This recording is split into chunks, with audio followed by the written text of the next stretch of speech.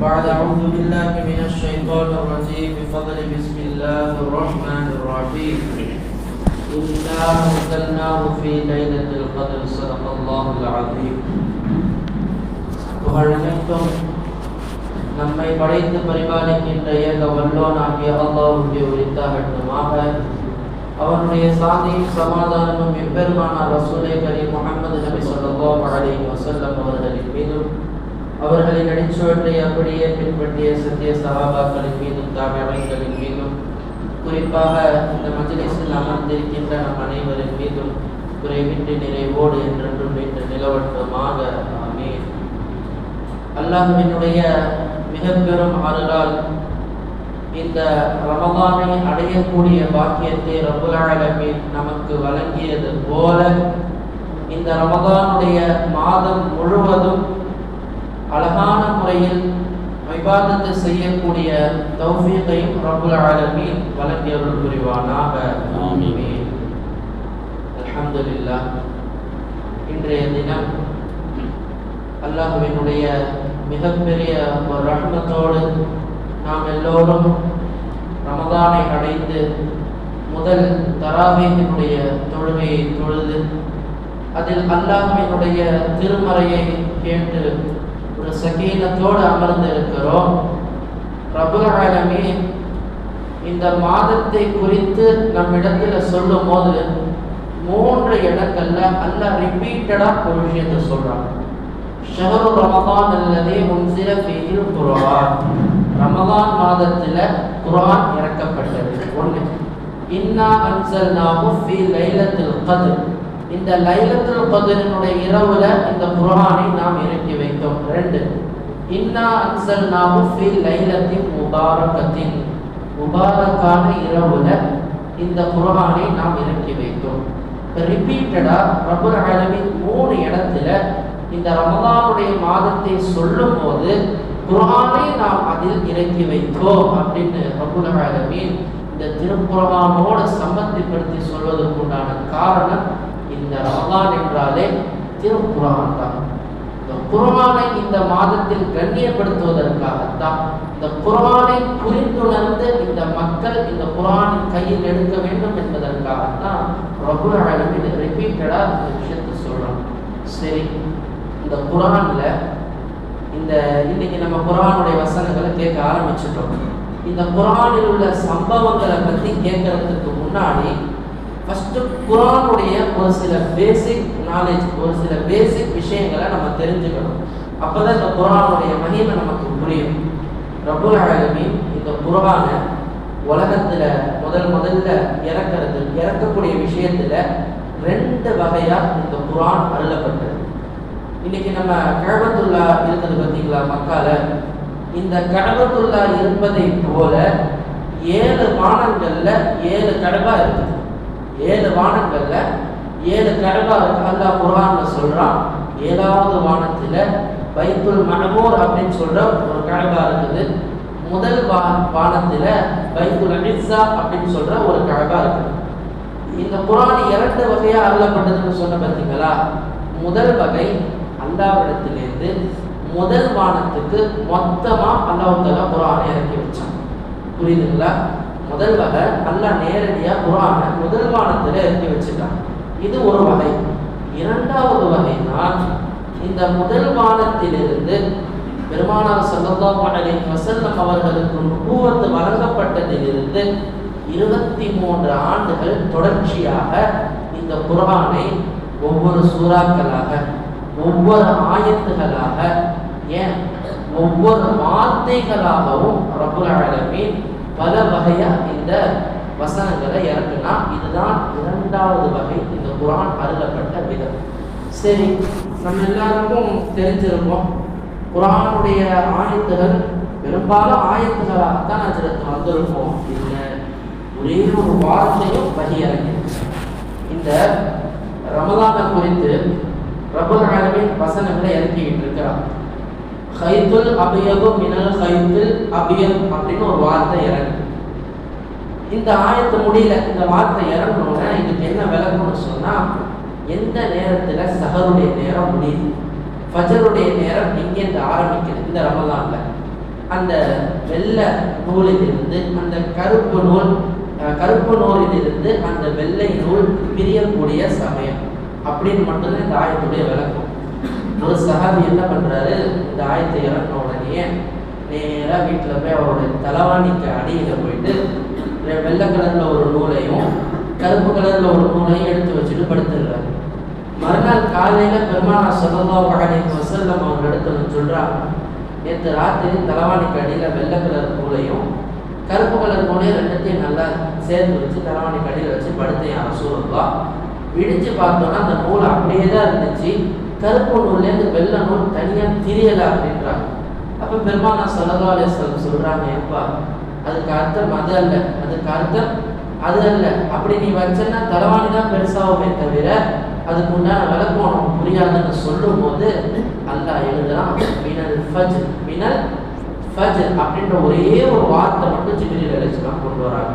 ஹைத்துல் அபியது மினல் ஹைத்துல் அஸ்வதி மினல் ஃபஜ்ர் அப்படின்னா அந்த ஆயத்து பூர்த்தியாகுது. அப்பதான் அவங்களுக்கு விளக்கம் வருது, இந்த கருப்பு நூல் வெள்ளை நூல் திரிகிறதுன்றது அல்லாஹ் ஃபஜருடைய நேரத்தை சுபஹ் சாதிக்குடைய நேரத்தையும் இரவு நேரத்தையும் பிரிக்கிறது தான் இந்த தெளிவுபடுத்தலாம் அப்படின்னு சொல்லி பெருமானார் ஸல்லல்லாஹு அலைஹி வஸல்லம் அவர்கள் இந்த ஆயத்தை குறித்து நமக்கு இப்படி ஒரு விஷயத்தை சொல்லியிருக்காங்கன்னு சொன்னால், இந்த வஹி இறங்கிய விதம் ஒவ்வொரு ஆயத்துகளாகவும் இறங்கியது, வார்த்தைகளாகவும் இறங்கியது என்பதற்கு இந்த சம்பவம் சமர்ப்பணம். அடுத்தபடியாக குர்ஆன்ல முதலில் இறக்கப்பட்ட ஆயத்து எது? யாராவது சொல்லுங்க பார்க்கலாம். முதலில் இறக்கப்பட்ட ஆயத்து யாராவது சொல்லுங்க. ஆயத்து வகை முதல் வந்தது சொல்லுங்க. இக்ரா பிஸ்மி ரப்பிக மூணு உட்கார்ந்துருக்கீங்க. முதல் ஸல்லல்லாஹு அலைஹி வஸல்லம் அணைச்சி ஜிப்ரீல் அலைஹிஸ்ஸலாம் சொன்னது என்ன? இக்ரா பிஸ்மி ரப்பிக அல்லதி ஹலக், உங்களுடைய ரப்புடைய பெயரை கொண்டு இதை நீங்கள் உங்களை படைத்த ரப்பின் பெயரை கொண்டு ஓதுவீராக. அல்லாஹ் தஆலா முதலில் இறக்கப்பட்ட ஆயத்து இக்ரா பிஸ்மி ரப்பிக அல்லதி ஹலக். சரி, இது நம்ம எல்லாருக்கும் தெரியும். கடைசியாக இறக்கப்பட்ட ஆயத்து யாருக்காவது தெரியுமா? கடைசியாக இறக்கப்பட்ட ஆயத்து யாருக்காவது தெரியுமா? பாபா உங்களுக்கு தெரியுமா? இன்னைக்கு ஓதப்பட்ட சூரத்துல் பக்ராவில், அந்த சூரத்துல் பக்ராவில் நாளைக்கு ஓதப்படுகின்ற ஒரு 3 ஆயத்து தொடர்ச்சியா வட்டியை பற்றி அல்லாஹ் பேசுவான். கடைசி ஆயத்துல வத்தகு யௌம துர்ஜஊன ஃபீஹி இலல்லாஹ் ثم توفى كل نفس ما كسبت وهم لا يظلمون. இந்த ஆயத்து தான் கடைசியாக இறக்கப்பட்ட ஆயத்து. நல்ல விளக்கிக்கணும், இது ஆயத்துடைய குறிப்பு. அப்ப முதல்ல இறங்கின ஆயத்துல அல்லாஹ் எதை பத்தி பேசுறான்? கல்வியை பத்தி பேசுறான். இக்ரா, படிப்பீராக, ஓதுவீராக. கடைசியா இறக்கப்பட்ட ஆயத்துல என்ன தெரியுமா சொல்றான்? வத்தகு, நீங்கள் அஞ்சு கொள்ளுங்கள், யௌமன் துர்ஜஊன ஃபீஹி இலல்லாஹ், ஒரு கண்டிப்பா நீங்க எல்லாரும் அல்லாஹ்வின் பக்கம் திரும்பி வந்துதான் ஆகணும். அல்லாஹ் சொல்ற கடைசி ஆயத்து, அல்லாஹ்வின் பக்கம் நீங்க எல்லாம் திரும்பி வந்துதான் ஆகணும், கவனமா இருந்துக்கங்கன்னு அல்லாஹ் எச்சரிக்கை செய்யறான். ஸோ இது அமலியத்து ரீதியா கடைசி ஆயத்தை இறங்கியிருக்கு. அப்ப முதல் ஆயத்து தெரிஞ்சிருச்சு, 2வது ஆயத்து தெரிஞ்சிருச்சு. சரி, அடுத்த கேள்வி, குர்ஆன்ல முதலில் அருளப்பட்ட சூரா எது? சூரா முழுசா அல்லாஹ் தஆலா குர்ஆன்ல இறக்கின முதல் சூரா எது? யாருக்காவது தெரியுமா?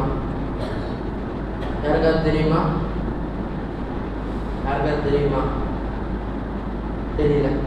சூரத்துல் ஃபாத்திஹா தான் முதலில் அருளப்பட்ட முழு சூரா. அதனால தான் குர்ஆன்ல முதல் சூறாவாக அதை வச்சு அல்லாஹ் தஆலா ஆரம்பிக்கிறான். புரியுதுங்களா? சூரத்துல் ஃபாத்திஹா ஏன் முதல்ல வச்சிருக்காங்கன்னா, ஒரு சூறாவாக அருளப்பட்ட சமயத்துல முதலில் அருளப்பட்ட சூரா எது? சூரத்துல் ஃபாத்திஹா. மறக்கக்கூடாது, இன்னைக்குமே மறக்கக்கூடாது. ஒவ்வொரு தடவை உங்களுக்கு ஃபாத்திஹா ஓதும் போது ஞாபகம் வரும். ஒரு நாளைக்கு தொழுகையில் அத்தனை முறை ஓதுறீங்க. இப்போ சூரத்துல் ஃபாத்திஹா தான் முதலில் இறக்கப்பட்ட சூரா. சரி, கடைசியாக இறக்கப்பட்ட சூரா, கடைசி ஆயத்தை பார்த்துட்டோம். குர்ஆன்ல கடைசியாக இறக்கப்பட்ட சூரா எது? யாருக்காவது தெரியுமா? கடைசியாக இறக்கப்பட்டது எல்லாருக்கும் தெரிஞ்சதுதான், எல்லாருக்குமே தெரிஞ்சதுதான். பாபா சொல்லுங்க, மாஷா அல்லாஹ். இதா ஜாஅ நஸ்ருல்லாஹி வல் ஃபத்ஹ் சூரா இருக்குது பார்த்தீங்களா? இந்த சூரா தான் ரப்புல் ஆலமீன் சூறாவாக இறங்கினதுல கடைசியாக அருளப்பட்ட சூறா. இந்த சூறா முடியுது. இந்த சூறா அல்லாஹ் ஒரு மிகப்பெரிய ஒரு செய்தியை ஒன்று வச்சிருக்கிறாங்க. என்ன தெரியுமா? இந்த சூறா வஹீல இறங்குது. என்ன இந்த சூறாவுடைய ஆயத்துடைய முதல் ஆயத்துடைய விளக்கம்னு சொன்னா, இதா ஜாஅ நஸ்ருல்லாஹி வல் ஃபத், அல்லாஹ்விடத்திலிருந்து வெற்றி உங்களுக்கு திட்டமாக வந்து விட்டது. இனிமேல் கொத்து கொத்தா எல்லா முஸ்லிம்களும் மார்க்கத்துக்கு வருவாங்க, எல்லா மக்களும் கொத்து கொத்தாக முஸ்லிம்கள் மார்க்கத்துக்கு வருவாங்க அப்படின்ற செய்தி இந்த ஆயத்துல வருது. சஹாபாக்களுக்கெல்லாம் கேட்கணும், ஒரே சந்தோஷம். அல்லாஹ்வுடைய வெற்றி நம்ம கிடைச்சிருச்சு, முஸ்லிம்களுக்கு ஃபத்ஹ் கிடைச்சிருச்சு, இனிமே முஸ்லிம்களுடைய ராஜ்யம் தான், எல்லா சந்தோஷத்தை மூழ்கிக்கிட்டு இருக்கிறாங்க. ஒரே ஒரு சஹாபி கண்ணீர் வெடிச்சிட்டு இருக்காங்க. அது யாரும் இல்லை, ஹஜ்ரத் அபூபக்கர் ரலியல்லாஹு அன்ஹு அவர்கள் இந்த சூறாவை கேட்டு அழுகிறாங்க. யார் சஹாபாக்களுக்கு புரியல, என்ன சந்தோஷமான செய்தி சொல்றாங்க, அபூபக்கர் ரலியல்லாஹு அன்ஹு அழுதுட்டு இருக்கிறாங்க, என்ன காரணம் அப்படின்னு சொல்லும்போது பெருமானார் ஸல்லல்லாஹு அலைஹி வஸல்லம் அவர்களுடைய மௌத்துடைய செய்தியை அல்லாஹ் இந்த சூறாவின் மூலமாக தான் இறக்குறான். எல்லாரும் ஆரம்ப ஆயத்தை கவனிச்சாங்க. கடைசி ஆயத்தில் அல்லாஹ் என்ன தெரியுமா சொல்றான், ஃபஸப்பிஹ் பிஹம்தி ரப்பிக வஸ்தக்ஃபிர், நீங்க செஞ்ச இந்த அல்லாஹ்வை இன்னும் அதிகமாக துதிப்பீராக, அல்லாஹ்விடத்துல பாவ மன்னிப்பு தேடுவீராகன்னு ரசூலுக்கு கட்டளை வருது. அப்படின்னா என்ன அர்த்தம்? உன்னுடைய கடமை எல்லாம் நீ செஞ்சு முடிச்சிட்ட, நீ கடைசி நேரத்தில் என்ன செய், அல்லாஹ்விடத்துல நீ பாவ மன்னிப்பு தேடு, இன்னஹு கான தௌவாபா, நிச்சயமாக அல்லாஹ் தௌபா செய்யக்கூடியவர்களை ஏற்றுக்கொள்ளக்கூடியவனாக இருக்கிறான். இந்த இரண்டு வசனங்களை யார் சிந்திக்கிறா? அபூபக்கர் ரலியல்லாஹு அன்ஹு அவர்கள் மௌத் செய்தியை கேட்டு ஓன்னு அழுகுறாங்க. பெருமானார் ஸல்லல்லாஹு அலைஹி வஸல்லம் அவர்களுக்கு இந்த சூறாவோட வஹி நிப்பாட்டப்படுது. புரியுதுங்களா? இந்த சூறாவோட வஹி கடைசியா நிப்பாட்டப்படுது. அப்ப குர்ஆன்ல முதலாக இறக்கப்பட்ட ஆயத்து இக்ரா, அடுத்த கடைசியாக இறக்கப்பட்ட ஆயத்து சூரத்துல் பக்ரால வரக்கூடிய வத்தகு யௌம துர்ஜஊன ஃபீஹி இலல்லாஹ். அதே போல முதலாக இறக்கப்பட்ட முழு சூரா சூரத்துல் ஃபாத்திஹா. கடைசியாக இறக்கப்பட்ட சூரா எது? இதா ஜாஅ நஸ்ருல்லாஹி வல் ஃபத் வரஅய்த الناس يدخلون في دين الله أفواجا فسبح بحمد ربك واستغفر إنه كان توابا. இதெல்லாம் பெருமானார் ஸல்லல்லாஹு அலைஹி வஸல்லம் அவர்களுடைய வாழ்க்கையில பல வகைகள்ல வஹி இறக்கப்பட்டது. அன்னை சதீஜா ரலியல்லாஹு அன்ஹா அவர்கள் சொல்லுவாங்க, பெருமானாருக்கு வஹி இறங்கும் போது ஒரு வகை ரொம்ப கஷ்டமா இருக்குமா, கிருன்னு ஒரு மணி அடிக்கிற ஓசை காதுல அழுத்தமா கேட்குமா. பெருமானாருக்கு அந்த சத்தம் தாங்க முடியாம உடல் நடுங்கி போய் நிற்பாங்களா. ஒரு முறை அவங்க ஒட்டகத்துல போகும்போது ஒரு வஹி இறங்குது, அந்த ஒட்டகம் அப்படியே உட்கார்ந்துருச்சு. அல்லாஹ் சொல்றாங்க, கௌலன் சகீலா, வாய் அந்த ஒவ்வொரு ஆயத்தினுடைய கணம் ஒரு மலையை சுமக்கிற அளவுக்கு அவங்களுக்கு பாரமா இருக்குமா. ஸைத் இப்னு சாபித் ரலியல்லாஹு அன்ஹு மடியில பெருமானார் படுத்திருக்காங்க. அப்ப வஹி இறங்குது. அப்ப ஸைத் இப்னு சாபித் சொல்றாங்க அறிவிப்புல, பெருமானாருக்கு வஹி வரக்கூடிய சமயத்துல லேசாக இருந்த தலை என்னுடைய தொடையில ஏதோ ஒரு பாறையை வைத்தது போல கனமாகிவிட்டது. அப்படிப்பட்ட கஷ்டத்திலே பெருமானார் ஸல்லல்லாஹு அலைஹி வஸல்லம் அவர்கள் இந்த உம்மத்துக்காக வேண்டி இந்த குர்ஆனை கஷ்டத்தோடு அவர்கள் இறக்கி நம்மிடத்தில் கொண்டு வந்து சேர்த்திருக்கிறார்கள் என்பதாக அறிவித்த போது நாம் எல்லோருக்கும் புரிய வேண்டியது, இந்த ரமதானுடைய மாதம் முழுக்க குர்ஆனுடைய மாதம். இந்த மாதத்தில் எந்த அளவிற்கு குர்ஆனை ஓத முடியுமோ, குர்ஆனை நேசிக்க முடியுமோ, குர்ஆனை வாழ்வியலில் எடுக்க முடியுமோ, அந்த அளவிற்கு இந்த ரமதானை நாம் சிறப்புப்படுத்துவோம். இந்த ரமதானின் மூலமாக அல்லாஹ் நம்மை சிறப்புப்படுத்துவார். எனவே எஞ்சி இருக்கக்கூடிய எல்லா தராவீகளிலும் இருக்கக்கூடிய வாக்கியத்தை ரப்புல் ஆலமீன் நமக்கு வழங்கியல் புரிவானாக. இதுபோல குர்ஆனை அதிகமாக ஓதி இன்னும் குர்ஆனின் மூலமாக வாழ்க்கையில் பல பலன்களை பெறக்கூடிய வாக்கியத்தை ரப்புல் ஆலமீன் வழங்கியல் புரிவானாக. வாஹிரு தஅவானா அல்ஹம்துலில்லாஹி ரப்பில் ஆலமீன். அஸ்ஸலாமு அலைக்கும் வரஹ்மத்துல்லாஹி வபரகாத்துஹு. ஸல்லல்லாஹு